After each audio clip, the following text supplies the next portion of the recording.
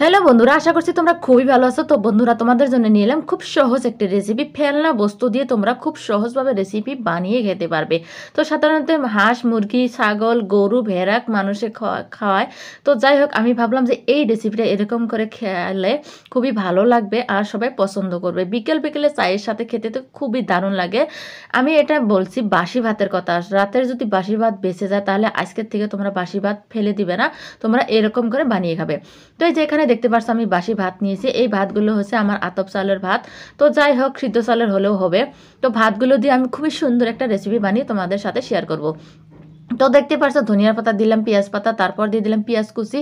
এখন দিয়ে দিলাম একটা গ্রেট করা আলু আর গ্রেট করা গাজর। তো আলু গাজর দিয়ে দিলাম। এখন দিয়ে দিলাম আমি পরিমাণ মতো নুন। দেওয়ার পর দিয়ে দিলাম হলুদ গুঁড়ো। এখন দিয়ে দিলাম শুকনা মরিচের গুঁড়ো।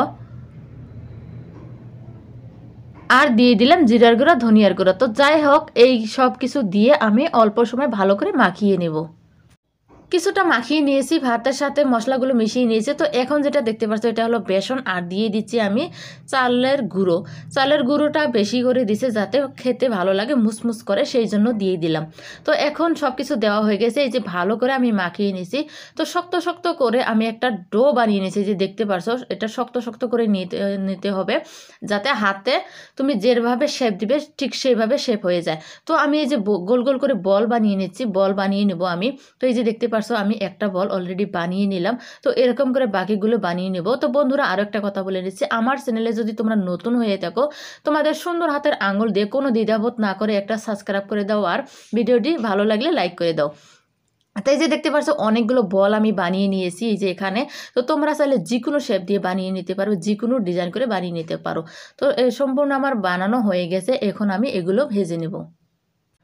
তো আমি আগে থেকে এই যে একটা তাওয়ার মধ্যে তেল দিয়েছি। তাওয়া তো না, এটা প্যানের মধ্যে তেল দিয়ে দিয়েছি, আর তেলটা মিডিয়াম হিট করে নিয়েছি। এই যে এখন দিয়ে দিলাম আমি একটা একটা করে বলগুলো ছেড়ে দিচ্ছি, আর লাহে লাহে দিছি যাতে একসাথে যদি হয়ে যায়, যদি লেগে যায় সেই জন্য।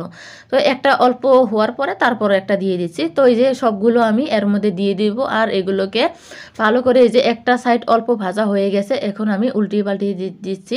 তো দেখতে পাচ্ছ বন্ধুরা, একটা যেরকমভাবে আমি বানিয়েছি ঠিক সেরকমভাবে আছে, এগুলো গলে যায়নি। তো তোমরাও এরকম করে বানিয়ে নিবে আর চেষ্টা করবে বানানোর। বাসি ভাত দিয়ে খুবই ভালো লাগে খেতে। তো সবগুলো আমি এই যে উল্টিয়ে পাল্টিয়ে মিডিয়াম আছে কিন্তু ভেজে নিলাম। অনেকক্ষণ সময় ধরে ভাজতে হয় মিডিয়াম আছে। তো এই যে দেখতে পারছো এরকম কালার এসে গেছে, তার মানে এটা হয়ে গেছে। এখন আমি এগুলো কি করব, নামিয়ে নিচ্ছি। তেলটা ভালো করে ঝরিয়ে নেব। এই যে দেখতে পারছো বন্ধুরা, আমার যে কটা বানিয়েছিলাম সেই কটা হয়ে গেল। তো চটপট একটা রেসিপি হয়ে গেল। এটা খুব সহজভাবে তোমরা বানিয়ে নিতে পারবে বাড়িতে। তো যাই হোক বন্ধুরা, রেসিপিটা কিন্তু হয়ে গেছে। এখন আমি একটা তোমাদের ভেঙে দেখাবো।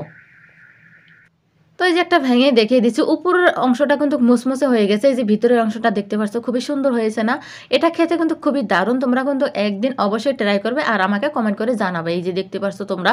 তো এখন আমি এগুলো চা দিয়ে খাবো। আর যে যে এই বস্তুটা খেয়েছে, এই রেসিপিটা খেয়েছে, তারা কিন্তু খুবই প্রশংসা করেছে যে ভালো হয়েছে, খুব ভালো হয়েছে। তো বন্ধুরা, আমার রেসিপিটি কিন্তু আজকে এখানে শেষ। যদি আমার এই রেসিপিটি তোমাদের ভালো লাগে, লাইক শেয়ার কমেন্ট করে দিবে। তো আজকের মতো তোমাদের থেকে বিদায় নিচ্ছি। আবার আসবো কোনো নতুন রেসিপি নিয়ে। তো তোমরা সুস্থ থাকো, ভালো থাকো, আমার পাশে থাকো সব সময়।